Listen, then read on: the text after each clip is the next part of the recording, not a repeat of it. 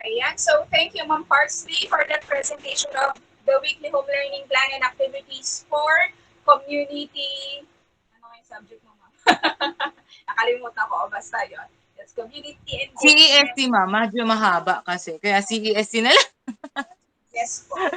So, anyway, ayan. So, that is related naman to our work as a teacher pa rin and our nature as humans ano, to socialize with people and be engaged in the community. Maganda yung subject na yan. No? Ayan. So, ito pala, community engagement, solidarity, and citizenship. Okay, so since wala pa si Sir July for the applied economics, I'll be presenting first my weekly home learning plan for the subject creative writing. And this is one of my favorite subjects, and I hope this becomes one of your favorites as well. No? Ayan. So let's head over to that. And this is my only subject for grade 12. Ano? Kailangan hawak ko sa grade 12. So, okay, so now let's head over to creative writing. Hello sa ating 8,000 viewers. Nabawasan na tayo ng nabawasan. Pakiyaya ang inyong classmates to join us today. Ano, kasi importante rin for you to know paano gagawin yung activities. Okay. So, before anything else, I would like to ask you, how are you today? Kumusta kayo? Let us know in the chat box kung kumusta kayo. Please use heart emojis to let us know your mental health state for today. Ayan. So, red if you're doing great. Orange if you need help with something. Yellow if you are ready to assist your schoolmates. Green if you're feeling lucky. Blue if you need someone to talk to. Purple if you're ready to listen.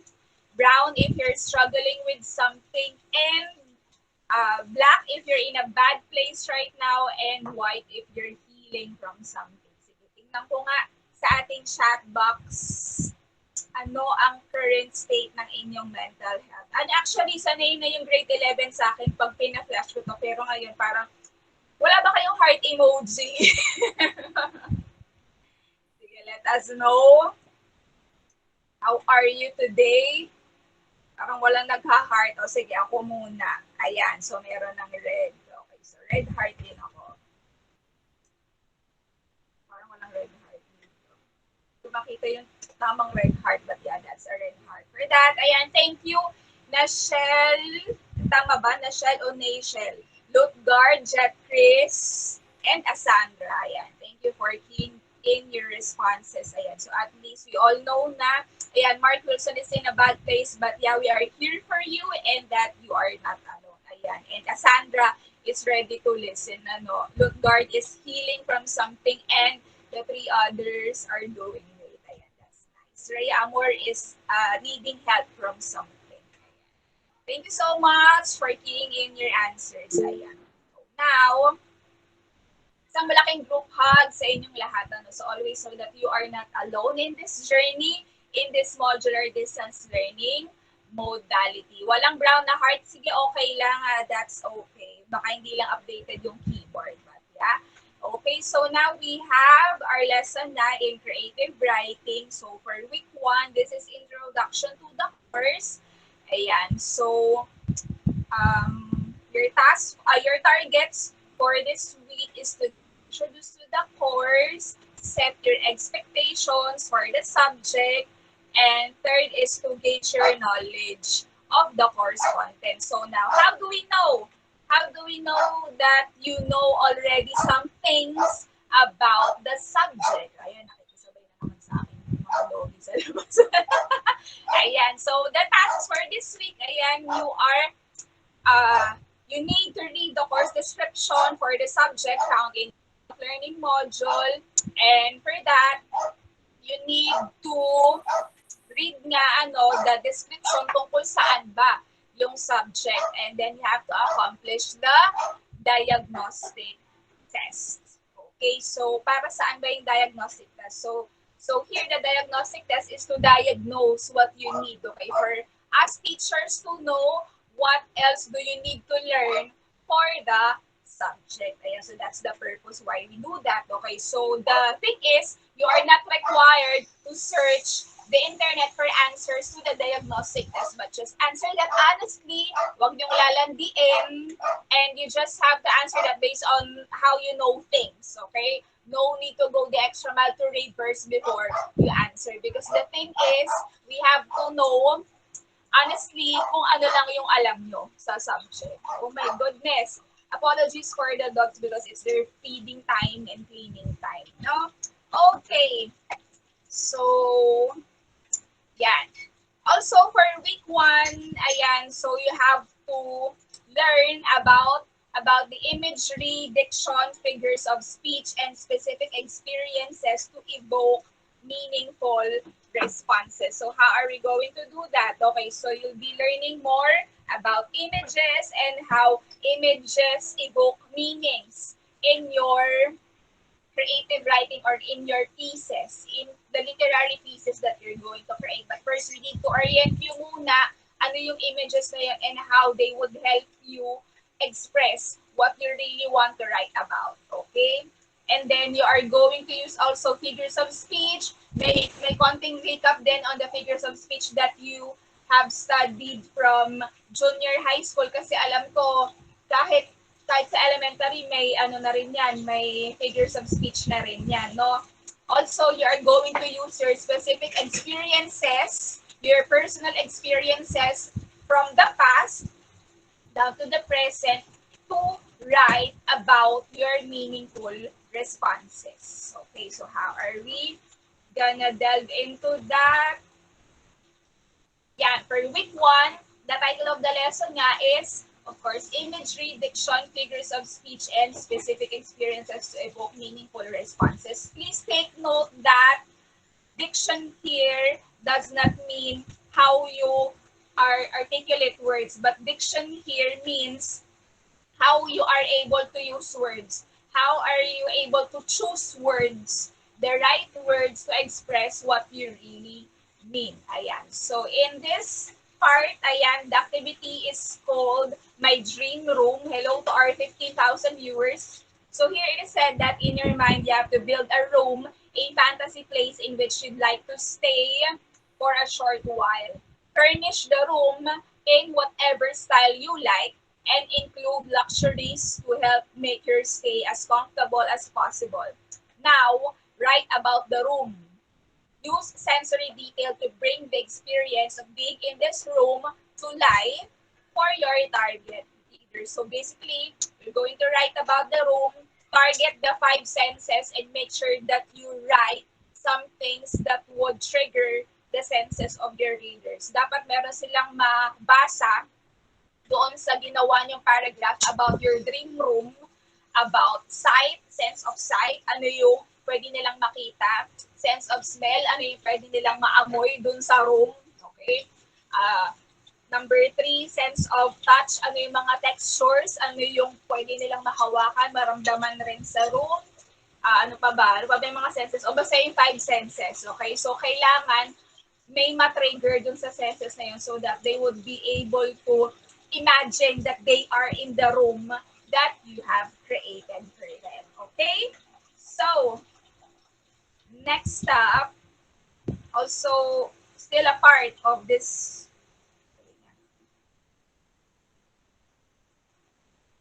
the problem with the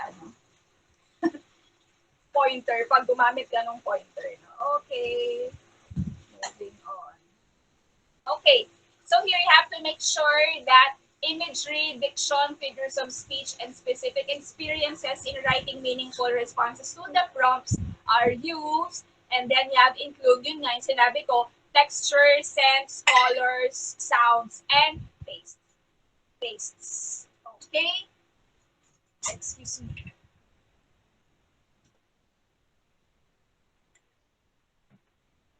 Mali pa. Ayan. Okay. So now, yun. So there is a text box doon sa inyong activity sheet where you will find the, yun nga, yung ating space for writing your details about your dream room. And now we dive into week 2, various elements, techniques, and literary devices and specific forms of poetry. So now you'll be learning about different forms of poetry, both local and international, ayan, to help you get started in poetry writing. O, di ba, week 2 pa lang, poetry na agad, di ba? So, for your writing targets, you have to use imagery, diction, figures of speech, and specific experiences to evoke meaningful responses from readers. Also, you are to analyze the imagery, diction, figures of speech, and specific experiences of the specific literary pieces. And you are to write short paragraphs or vignettes using imagery, diction, figures of speech, and specific experiences. So medyo mabigat na kagad yung week 2, ano, you have to use imagery, diction, figures of speech, and specific experiences. Lahat ng yon because you're expected to write poetry. Okay? Pero bago kayo mag-write ng poetry, you are expected to analyze muna those elements that make up a specific poem. And now, you're going to write a short paragraph or a vignette that is only a short write-up, ano, using imagery, diction, and figures of speech. But hindi ko muna siya ipapagawa sa inyo dahil mas mabigat na yung mag-analyze, no? And medyo heavy na rin yung load nyo from the diagnostic test and the room activity dun sa nakaraang task, yung pang week 1. Now, ayan, so the title of the lesson is Various Elements, Techniques, and Literary Devices in Specific Forms of Poetry. So you're also expected to learn about literary devices. Ano, what are they and how they help in making better meanings out of your literary work that you created. Okay? So, for the activity, you are to read the 6 poems on page 37 of your SLM. So, kung mali yung pagination, you may just find there yung 6 na poem. Ano, maiiksi lang naman yan. Basta, ang guide din na lang for navigating the module is that you have to look for the title of the lesson, no, para hindi kayo maligaw. So, here you are to identify the various elements, techniques, and literary devices used in the 6 poems. 6 yan. You have to analyze that. Ano yung literary devices na ginamit. So, in each of the 6 poems by completing the table. So, paano nyo i-complete yung table? Siyempre, kailangan nyo rin munang basahin yung module because if you were not able to read the content of that module, you won't be able to write answers doon sa table. Di ba? Hindi nyo ma-identify ano yung literary elements, ano yung figures of speech na ginamit. So, kailangan aware muna kayo ano yung literary devices, ano yung figures of speech, and whatnot. Okay? Because that will equip you in answering the activity. Also, make sure to provide sufficient details for your answers. Kasi minsan, kulang yung answer, like, they just fill in with one-word answers, but I want something na medyo sufficient. Though, you need not to add another sheet para lang mai-paragraph ng bonggang-bongga. But something like, siguro 5 words or 10 words siguro to suffice, to express what you really mean about why you answered that way or why you answered specifically that response. Okay? So, for here naman, this is the activity sheet. So, I'm just gonna flash very quick the activity sheet right now. Very quick lang. Switch lang ako ng Windows. Ayan. For the activity sheet, ayan. So, ito siya. This is how it looks like when zoomed in. Wait. Naka-dark mode kasi tayo. Okay. So, ito na yung space where you will find, where you will write yung about sa dream room. And dito naman, ito na yung table where you are to put in your answers for the 6 poems. Ayan. So, dito niyo ilalagay elements of poetry sa first column. Ano yung elements present in the first poem, second, third, fourth, fifth, and sixth. And then, the literary devices present. Ano yung literary devices na ginamit sa 1, sa 2, sa 3. And then, the figures of speech as well. Okay? So, I am confident that you will be able to answer these activities kasi nga, meron na kayong previous knowledge on the literary devices and figures of speech nung junior high pa kayo. No? And I know na part talaga siya ng lesson kasi I am reviewing din yung modules ng nine, grade 10, no? And nagturo din ako dati sa grade 8, tsaka grade 10, no? Kaya hindi nyo ako maloloko. Charing! Okay, so wait lang, may konti pang parts in presentation ko na hindi ko pa na-present. Andito na po ba si Sir July? Parang wala pa. Ma'am, Yes po. tayo lang po. Kasi yung palang applied echo is for ABM. ABM. Okay, sige ma'am. Thank you. Namali po So, ata ang third ko. Bali tayo lang dalawa. So pagkatapos natin, uwian na. Uwian na? thank you. So, maaga pa naman, it's only 10 o'clock. Okay, so now we move on. Ayan, for the quick reminders, again, do not submit tasks that are not part of the weekly home learning plan. Ano, kung ano lang yung inassign namin, yun lang yung inyong gagawin. Please, okay? As much as possible, place your answers in the activity sheets that we provide for you kasi if you add extra sheets na ang dami-dami na hindi naman namin kailangan, that will only add up to the things that we're gonna check, no? Kasi hindi rin naman namin siya kailangan nga because the tasks that we gave you are carefully selected para maabot nyo, ma-achieve nyo yung target competency natin. Now, if you do tasks that are not required, parang hindi nyo ma-achieve yung target competency. Lalo kapag, wait nga, hide ko nga muna itong button na to. Okay. Lalo kapag kinopya nyo lang yung answers dun sa likod ng SLM. Kasi as far as week 16, meron pa rin talagang nagsasubmit ng tasks na galing lang dun sa answer sheet sa likod ng module, please. Okay? So, parang nagloloka lang tayo kapag gano'n. Okay? So, do the tasks that we require you. Tapos, ang nagiging experience namin, no? Pag nagpasa na ng gano'n, ng copied answers from the answer key sa likod, hindi na nila pinapasa yung totoong activity sheet. So, nawawala na yun. So, saan kaya napupunta yun? And yung weekly home, no? Also, like the reminders ni Ma'am Parsley, ayan, kanina, do not write anything on the modules. Okay? So, that's it. And, ano pa ba? In resolving FAQs and common concerns, this is our practice sa grade 11. So, ask 10 before me policy. So, ngayon, sa ask 10 before me policy, you have to ask 10 schoolmates first before approaching me. Ngayon, kung walang matinong sagot na nakuha dun sa 10 tao na tinanong mo, tsaka ka lang magtanong sa akin. No? So, why? Okay, why? Bakit ganon? Bakit hindi approachable si ma'am? Nako, kailangan muna magtanong kami sa 10 tao bago sa kanya hindi ma-reach. Hindi ganon. Okay, so the thing is, gone are the days na si teacher lang yung sole source ng information, ng tamang sagot. Okay, kailangan, you have to explore things on your own. Okay, kaya you have to engage. You have to communicate with your classmates, communicate in your chat groups. Also, never assume na walang tutulong sa inyo. Ano? So, always know that your classmates are ready to help. Okay? Brainstorm muna kayo. Mag-usap-usap muna kayo how you understood my instructions, the instructions of your teachers, and then kapag nakuha nyo na yung sagot within your circle, no need to call the attention of the teacher. Ano? Kasi within yourselves, you were able to get by. Ano? So, you were already independent. Ano? The key thing there is to be independent and responsible in your own learning.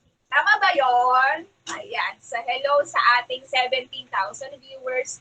Also, wag niyong i-assume at wag rin i-assume ng mga magulang nyo, ng mga guardian nyo na wala kami, na walang mga classmates sa GC to assist you. Kasi I've been receiving, hindi naman complaints, but comments dun sa mental health check-in na walang nagtuturo, di ba? O, yun nga, walang nagtuturo physically, but we are here to help you, to support you because we have support groups and help centers. Ano?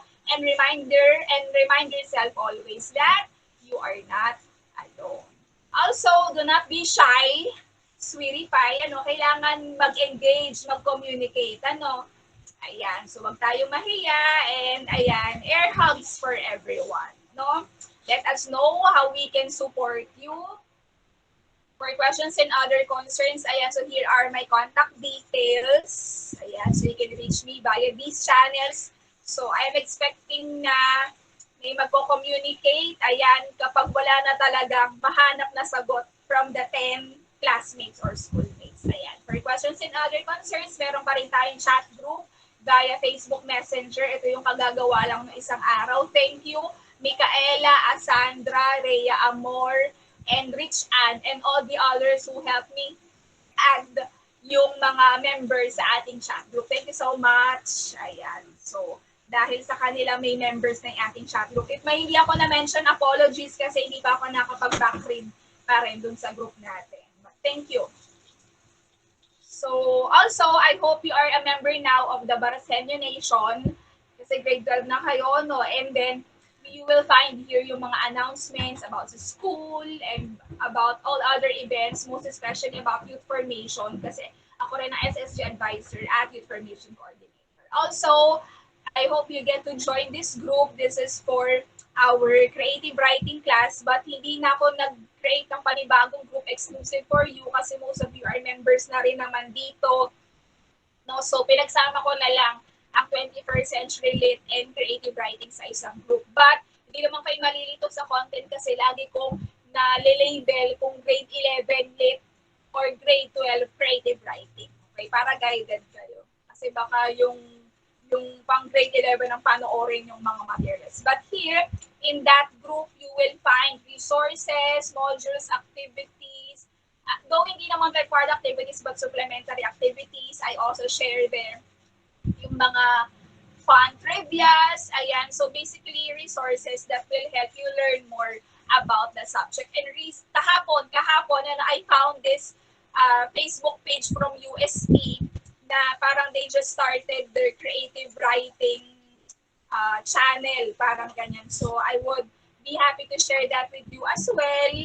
And ayun, para rin may extra tayo materials other than the modules na hindi lang tayo sarado dun sa laman ng modules, but we also explore other resources, external resources na makakatulong sa atin to understand the subject better. No? Ang UP ay maganda rin ang program nila sa creative writing. In fact, one of my friends sa first job ko, and yung team leader, yung pinaka-team leader namin sa office is taking her master's in creative writing sa UP. No? Ang saya-saya. And actually, kapag may face-to-face talaga, mas masaya ang creative writing kasi mas nagkaka-exercise ng utak, ayan, and maganda na magsulat rin around people with the same interests, ayan, and who are also studying the same field. But yeah, we are in a remote distance learning modality right now, kaya we have to write alone, no, though with the help of your classmates remotely, no? So, ayan. At saka rin ako magkwento ng ibang experiences in creative writing. And, yeah. Actually, may workshop pa nga ako na in-attendan and I always ask students to come with me pero hindi talaga matuloy-tuloy no kasi summer siya. So now, ayan, for that, so siguro yun na lang for creative writing and check out our socials. Don't forget to support our social media pages. Sana pag may post dito na i-share nyo, no, para makita pa ng possible sponsors natin, ano, para mas marami pang tumulong sa school at magbigay ng donations, magbigay ng scholarships, partnerships, no. Ayan nga, dahil ang subject nyo rin ay community engagement. Ayan, so you have to be engaged. Kailangan kayo ay active rin sa community, playing an active role, ano. Hindi lang dahil part siya ng subject, but because you are also concerned citizen of your country. Ayan. O, di ba, naipasok ko yung subject ni Ma'am Parsley. Ayan, so, ayan. Yes, thank you, ma'am. Okay, ang ating Galing-galing. tayo, Blue Rizal. Thank you po.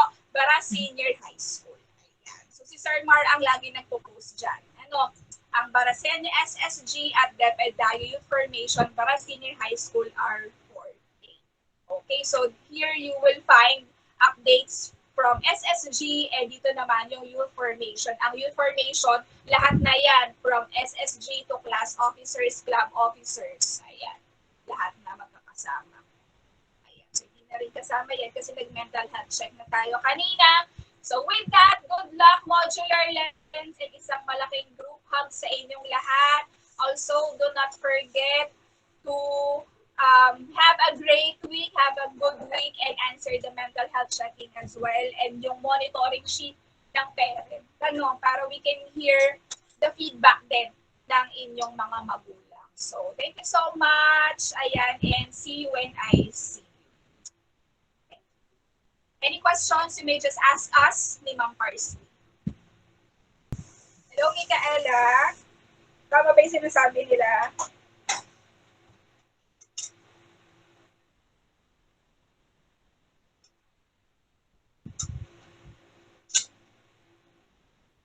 AFK yata si Mikaela or baka shy siya. Okay, Ma'am Parsley, do you have any other reminders for our students before we let them go? So, thank you very much to all. Picture, ma'am. Wala akong naka-cellphone na lang ako eh. Po. Okay, everyone, requesting to turn on your camera for us to have a quick photo op. Baka naman. Ma'am, di pa ako paligo. Okay lang yan. Hindi ka namin amoy. Kaya hindi ka paligo, hindi ka namin amoy. Ayun! O, nasa na yung iba? Ghosting? Naku, huwag kayo masyadong happy lang. Huwag kayo masyadong ma-stress. Papangit kayo niyan. I suppose na lahat sila ay hindi paligo. Charing. Kahit hindi paligo, basta wow. Basta nakadamit, carry lang. Si Mark Wilson ay outdoors yata. Iniisip nyo hindi kayo paligo eh. Huwag kayo mahiya, ganyan talaga itsura nyo. Okay, so naka-on na ang Ma'am, sa camera. sobrang gwapo ko, joke lang. O kaya nga, dali on na yung camera nyo. Go! 1, 2, 3. Isa pa. 1, 2, 3. Para sa inyo. Ayan. Thank you so much for joining us. It's nice to have you on board. Thank you! Thank you, ma'am. Bye! Bye. Bye-bye.